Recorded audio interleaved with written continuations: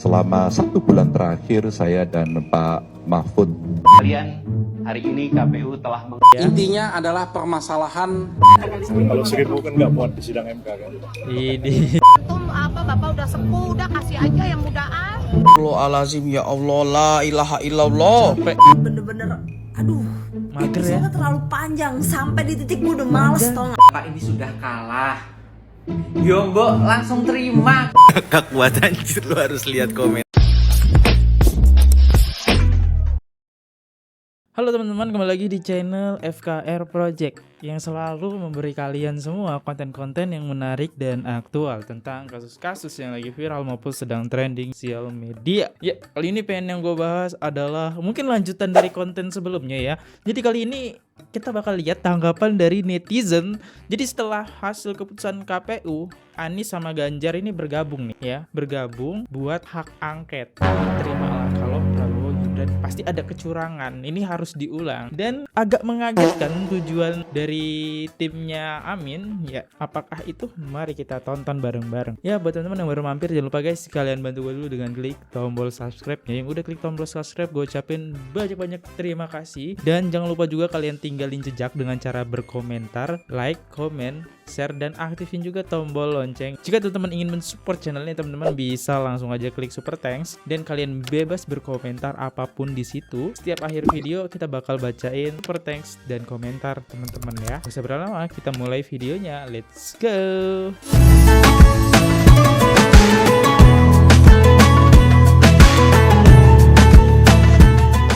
Respon Ganjar usai KPU umumkan hasil pemilu 2024. Oke. Saya menyampaikan terima kasih atas kehadirannya. Yang pertama, selama 1 bulan terakhir saya dan Pak Mahfud berkeliling, melihat, mendengar, menerima banyak kelompok masyarakat. Oke, menerima. Mereka menyampaikan kepada kami cerita-cerita tentang proses pemilu yang terjadi di Indonesia ini. Tentu saja dalam 1 bulan ini Kenapa 1 bulan? kami juga berkomunikasi dengan partai pengusung, para saksi-saksi di daerah. Apakah cerita-cerita itu begitu Kecurangan adanya? pemilu ya. Dan ternyata relatif cerita itu punya kemiripan. Mulai dari proses, kalau boleh saya sebut seleksi calon capres-cawapres, sampai kemudian berproses pada putusan MK 90, dan pada saat itu awal cerita inilah yang kemudian rasa-rasanya proses pemilu menjadi pertanyaan banyak pihak. Dari pendaftaran di KPU ada catatan-catatan yang kami rasa secara prosedur juga ada masalah. Oke. Catatan bermasalah. Kami bertemu dengan tokoh masyarakat, mereka menyampaikan suasana kebatinan. Apakah ini yang namanya pemilu yang jujur dan adil? Ini Pak Mahfud, bentar ya, gua pause dulu. Ini Pak Mahfud kok kayak gini gitu ekspresinya. Kayak alah bodo amat lah. Para ilmuwan, Oke. akademisi, saya kira semuanya melihat, dimulai dari Jogja, kemudian menyebar ke seluruh Indonesia, Jogja, ada kecurangan. juga menyebar. kemudian diulangi lagi mereka bertemu untuk saling mengingatkan bahwa pemilu harus jurdil, harus luber, dan tentu saja kita berharap mimpi demokrasi yang kita inginkan pasca reformasi itu betul-betul bisa berjalan. Anti KKN, betul-betul asas-asas demokrasinya diberikan, dan inilah sebuah proses panjang yang terjadi. Iya. Banyak catatan yang memang disampaikan kepada kami. Tentu kami dan tim hukum harus memverifikasi satu persatu.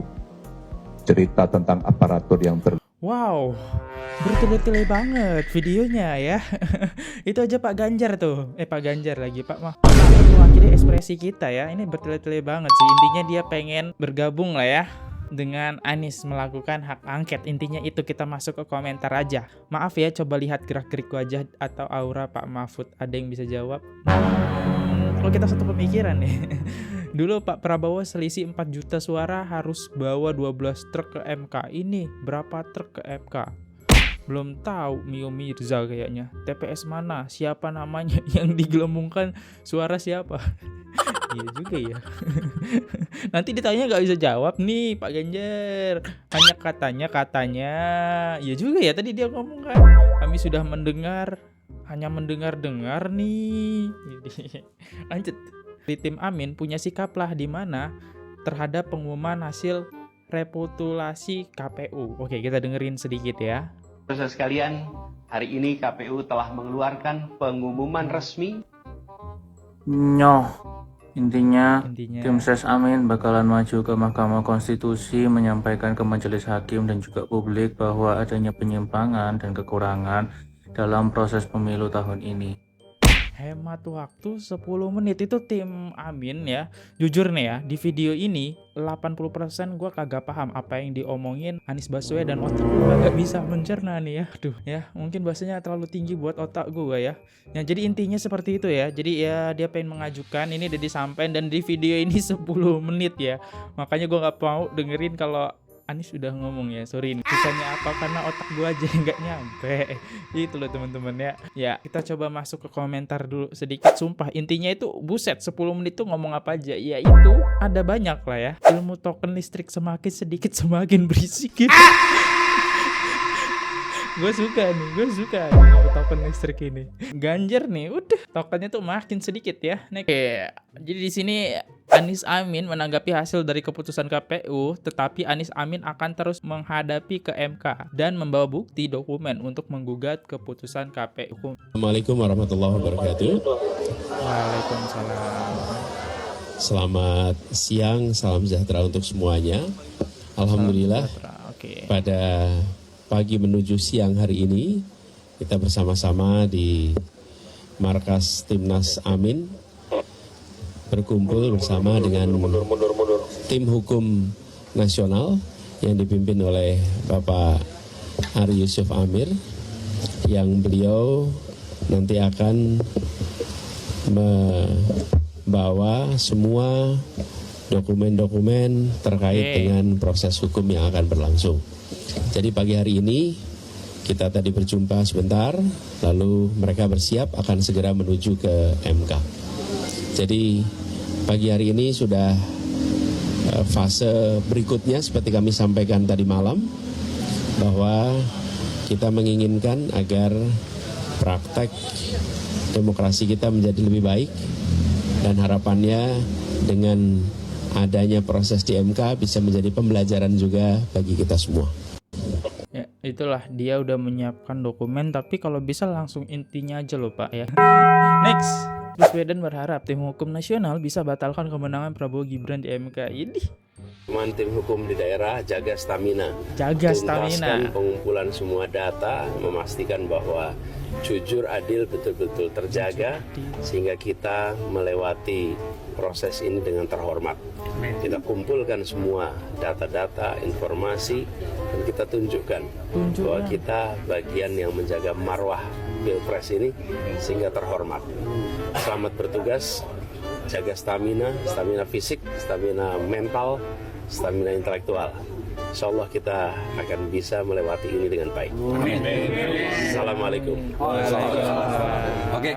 Itulah tanggapan dari Anies ya. Jadi pengacara-pengacaranya tuh 1000 pengacara itu semangat ngumpulin bukti-buktinya ya. Karena kita mau ngajukin MK. Dan satu komentar aja di sini karena menarik banget perhatian gua. Orang ini maunya apa woi? Kemarin ditanya tunggu tanggal 20 Maret. Lah sekarang apa lagi? Bang.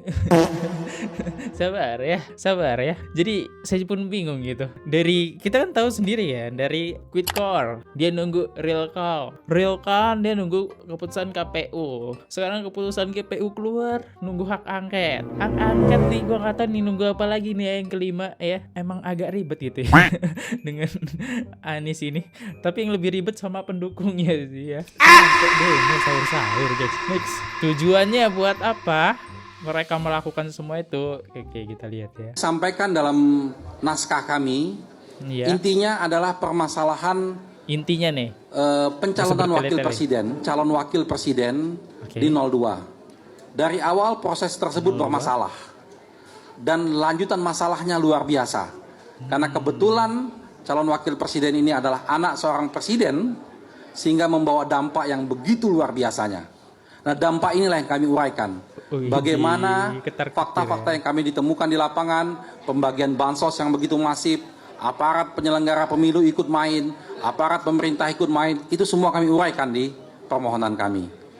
Jadi seandainya nanti ini diterima sebagai satu argumen yang kuat oleh Mahkamah Konstitusi, tentunya kami mengharapkan dilakukan pemungutan suara ulang tanpa diikutin oleh calon wakil presiden 002 yang saat ini. Dan itu diganti, calon wakilnya silakan siapa saja diganti. Mari kita bertarung dengan jujur, dengan adil, dengan bebas. Berarti dia semua ini intinya ada di Gibran gitu ya, kuncinya. Jadi ya mereka gugat itu tujuannya mungkin ya, dokumen yang dimaksud Anies tadi adalah dokumen keputusan MK tentang meloloskan Gibran gitu ya. Dan Gibran jadi calonnya Prabowo. Emang sih gue yakin sih efek Gibran ini besar banget. Tapi kenapa nggak dari dulu ya? Itu pertanyaan kita itu ya. Kenapa nggak dari dulu? Setelah hasil penilaiannya keluar kalian baru ngomong sekarang? Itu telat-telatnya banget gak sih? Dan dia tadi sempat nyinggung nih bansos. Kalian inget gak sih konten yang ini yang ngomongin bansos plastiknya biru, padahal di situ plastiknya itu banyak warna-warni ya. Itu pasti kalian inget lah. Kalau konten ini yang belum nonton nih, kalian bisa tahu lah itu apa yang dituduhkan tidak terbukti semuanya. Dan mungkin kali ini lebih ke arah Gibran kayaknya, ini tujuan utamanya ya. Dan kalau kita lihat tanggapan netizen, gimana ceritanya pemungutan suara ulang tapi salah satu kandidatnya nggak boleh ikut.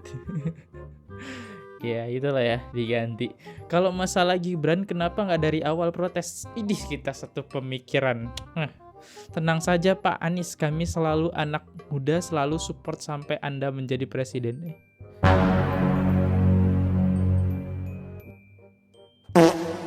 Ada pendukungnya. Next, kalau diulang tanpa Gibran, terus Prabowo solo player tanpa cawapres, terus ternyata masih pada milih Prabowo, apa mau tetap diulang terus sampai 01 menang?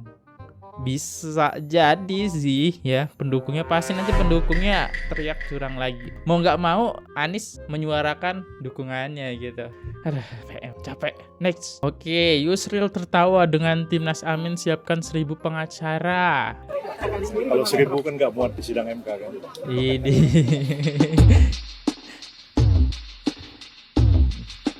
Yusril Haja Hendra memberi tanggapan. Oke. Saat mengetahui kalau Timnas Amin Anies Muhaimin siapkan 1000 advokat untuk gugat hasil Pilpres 2024. Ini malah borong takjil kalau masalah video. Ada sengketa yang diajukan oleh kedua pasangan calon yang lain, ya kami akan mengajukan permohonan kepada Mahkamah Konstitusi untuk diterima sebagai pihak terkait dalam perkara ini. Kalau mereka tidak mengajukan ya kita diam aja, berarti kan sudah final kan. Jadi sekarang ini kita belum tahu apakah kedua pasangan calon yang lain, pasangan calon 1 dan 3 akan bersama-sama mengajukan sengketa ke Mahkamah Konstitusi atau terpisah atau tidak sama sekali. Jadi kita tunggu aja. Karena kami sekali ini betul-betul berada dalam pihak yang tidak proaktif, tapi menunggu apa yang dilakukan oleh dua paslon yang lain. Ditunggu nih, ditantang. Bakal menerjunkan atau mengirimkan 1000 pengacara gitu untuk menghadapi sengketa di MK. Senyuman mematikan. Kalau 1000 kan nggak muat di sidang MK kan. Kalau mau sidang kan nggak muat kan, kalau terlalu banyak. Iya. Kami saja menyiapkan sekitar 35 orang advokat dan saya sudah mengatakan kepada mereka bahwa kemungkinan itu pasti akan dibatasi oleh Mahkamah Konstitusi.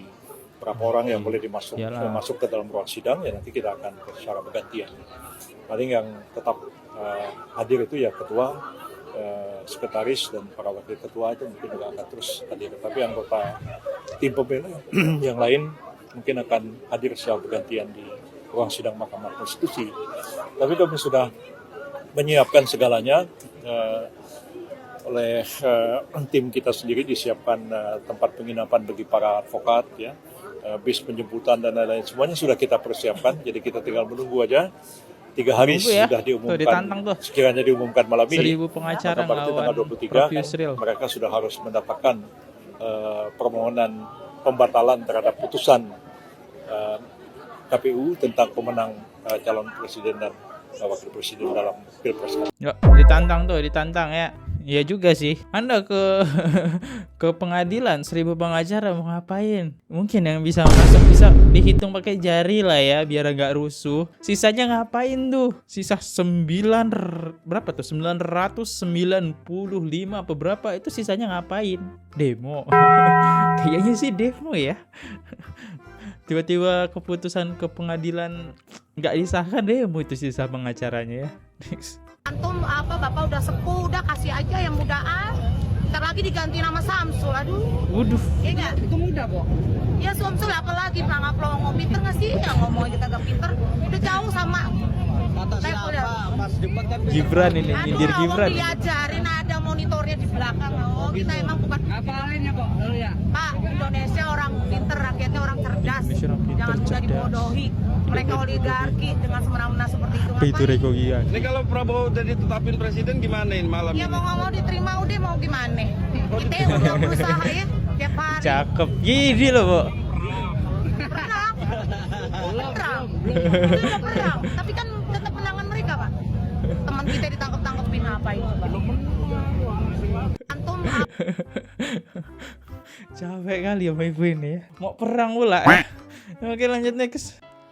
KPU sudah mengumumkan siapa presiden yang terpilih. Siapa itu? Ini fotonya Tapi Anies sama Caimin. Saya sebelum diumumkan juga sudah tahu. Siapa Bahkan tuh? sebelum Pilpres jauh sebelumnya saya sudah tahu bahwa Pak Anies pasti kalah. Gede, cerdas. Tapi kenapa saya tetap berjuang bersama Pak Anies? Kenapa tuh? Kenapa? Karena bagi Cerita-cerita. saya, targetnya bukan menang. Targetnya adalah berjuang bersama orang-orang yang benar. Mulia sekali hati ibu. Mungkin mereka senang, mereka sudah menang, silahkan saja. Kami tidak masalah, karena bagi kami sudah bangga berada di barisan Pak Anies Baswedan. Terharu saya. Kalau seandainya kami cari menang, mungkin saya tetap seperti 5 tahun yang lalu, mati-matian untuk Prabowo. Tapi tidak, target kami adalah berjuang bersama barisan orang-orang yang benar-benar menginginkan perubahan. Mulia banget. Karena kami sudah lelah dengan pemerintahan yang sudah ada. Izinkan saya sebagai rakyat untuk bicara jujur di negeri Indonesia tercinta ini. Ini dari tadi ibu bicara loh, Bu. Saya tidak menyebutnya Konoha, saya sebut Indonesia. Karena ini adalah negara demokrasi. Rakyat boleh bicara apapun tentang perasaannya. Ya boleh. Terus terang mendengar pengumuman itu nggak ada perasaan apa-apa. Ini. Karena kami sudah tahu pasti kami akan dikalahkan. Kami akan terima semua ini sebagai takdir dari Allah. Dan Pak Anies juga mengatakan akan lanjut melalui MK. Ya, itu nggak nerima tuh si Anies semaksimal mungkin. Tapi kami tahu yang kami lawan siapa. Ya sudahlah, doa tetap kami panjatkan. Tidak pernah mundur untuk berjuang bersama Pak Anies Baswedan. Dan alhamdulillah Pak Anies dengan yakin mengatakan tetap pada koalisi perubahan. Tidak akan membaur pada penguasa sekarang. Bentar. Ibu nggak ingat jejak digitalnya dulu gimana? Dulu dia bakal ngedukung Prabowo, tiba-tiba berubah. Ketika Prabowo nyalon jadi presiden, saya nggak akan nyalon. Tapi sekarang berubah loh. Ya, yang bisa ngalahin Anies kalau kata netizen adalah jejak digital dia sendiri. Saya aja namanya manusia, Bu. Anies konsisten, tidak seperti yang sudah-sudah. Iyalah, kalau nggak konsisten habis Anies di demo. Relawan pernah sangat dikecewakan. Apapun itu, wahai Allah, kami mohon kepadamu, jaga negeri ini dari pemimpin yang zalim. Kami rakyat Indonesia menerima apapun keputusanmu dengan ikhlas. Tapi kami mohon kepadamu, lindungi rakyat Indonesia dari pemimpin yang zalim. Untuk Abah dan Gus Imin, kalian orang-orang hebat, putra terbaik bangsa. Agak serem ya bawa agama ini ya. Oke, ini kata-kata mutiara pagi ini lumayan ya buat menghibur sedikit. Oke, kita lanjut lagi, next. Astagfirullahalazim, ya Allah, la ilaha illallah. Capek ya, Pak? Ngadu ke MK, tim Anies minta Pilpres 2024 diulang tanpa Gibran. Dananya dari mana? Kenapa ngomongnya sekarang? Telat. Sebelum diumumkan oleh KPU kemenangan Prabowo Gibran. Harusnya kemarin-kemarin, Pak. Tim Hukum Nasional Anies secara resmi mengajukan gugatan hukum atas keputusan KPU tentang penetapan hasil pemilu 2024 ke Mahkamah Agung, Mahkamah Konstitusi. Ketua Tim Hukum Amin juga, Arif Yusuf Amir, meminta pemilu 2024 diulang. Alasannya banyak terjadi kecurangan yang mencurigakan pasangan Amin. Dia juga bilang bahwa apabila pemilu 2024 diulang, maka Cawapres 02 Gibran Raka Buming Raka tidak perlu diikut sertakan. Kok bisa? Kenapa ya? Jadi yang kami sampaikan dalam naskah kami intinya permasalahan pencalonan calon Wapres 02 dari awal proses itu bermasalah dengan lanjutan masalahnya luar biasa. Karena kebetulan Cawapres ini seorang anak presiden sehingga menimbulkan dampak yang luar biasa. Itulah yang kami urakan. Siru bapak ini dah iyo. Kemudian tim Amin juga mendapatkan banyak sekali kecurangan di lapangan yang dianggap sebagai bentuk pengkhianatan terhadap konstitusi secara sistematis dan masif. Menurut Ari, MK harus menindaklanjuti laporan ini. Tapi Bapak laporan kenapa setelah pengumuman KPU? Harusnya sebelum. Aduh, tim Amin ini. Boleh Pak diulang aja nggak apa-apa. Paslon 1 juga tanpa Anies, boleh nggak? Menurut kalian gimana guys? Setelah pengumuman dari KPU resmi bahwa Prabowo Gibran menang pada Pilpres 2024, tim Amin ngadu mau diulang aja Pilpres tanpa Gibran. Kan aneh. Komen, mari kita diskusi ya guys. Dana dikira dari metik itu. Ngitung selama ini kerja sia-sia dong. Telat banget ya. Kayak ya lu udah nyewa KPPS, anggota KPS kan. Nah terus saksi segala macam tiap-tiap daerah, surat, terus kirim ke luar negeri. Seenak jidat gitu ya diulang. Seenak jidat ya. Ini telat banget loh ya. Kalau bener-bener dokumen yang disiapkan cuma itu, telat banget ya. Gue yakin kayaknya nggak akan diterima. Ini bikin kerja 2 kali. Dan kalau kita ngomongin kecurangan, ya itu pasti di bawah-bawahnya itu ya tim suksesnya pasti setiap partai lah ya. Pasti ada lah yang melakukan kecurangan. Kayaknya tiap tahun deh ya, tiap ada pilpres ya pasti ada yang ngasih namanya amplop. Itu hal yang biasa gitu. Dan ini kalau mau bilang kecurangan ini suaranya terlalu banyak gitu. Prabowo menang sekitar 94 juta apa 96 juta tuh ya. Ini kecurangannya terlalu banyak ya. Oke, lanjut lagi lah next. Biasanya gue tuh paling demen banget ngomongin politik. Ini kasus ini bener-bener aduh, mager ya. Episode terlalu panjang sampai di titik gue udah males tau nggak ngomongin ginian. Kalau gue jadi Pak Prabowo udahlah, kayaknya gue udah capek, gue give up. Gue mendingan ya udah nih Pak, kalau emang lo mau kekuasaan, kalau emang lo segila itu nih, pengen banget mimpin nih, ambil udah. Dan gue sekarang tahu kenapa Kik Andy bilang ini orang membahayakan. Nih lo bayangin ya, dari awal pemilu sampai udah kelar nih, sampai udah pengumuman, dia nggak berhenti untuk ngoceh, ngomong ini curang, ini curang, ini curang. Dia yang menjadi otak dari para pendemo. Karena apa? Mulut dia. Dia tahu pengikut dia tuh fanatik banget sama dia. Sampai di titik pendukung dia tuh berpikir kalau misal gimana kagak fanatik Mbak, setiap dia berkampanye ada isu-isu Islam gitu ya. Jadi orang-orang, kita tahu lah Indonesia agama yang cukup besar tentang Islam. Nah isunya itu loh ya. Dan kalau Mbak lihat sendiri, kalau yang demo itu lebih banyak orang tua ketimbang anak muda. Bahkan bapak-bapak pakai baju koko sorban entah kenapa itu pakai peci demo di sana, yang harusnya sholat jadi demo, ibu-ibu yang harusnya di rumah masak jadi demo. Pinter sekali Mbak ini. Misalkan gue nggak pilih dia, gue bakalan masuk neraka. Karena apa nih? Mulut dia yang gerakin semua massa, semua pendemo untuk demo di mana-mana, mengujar kebencian. Gue benci banget cara kepemimpinan dia.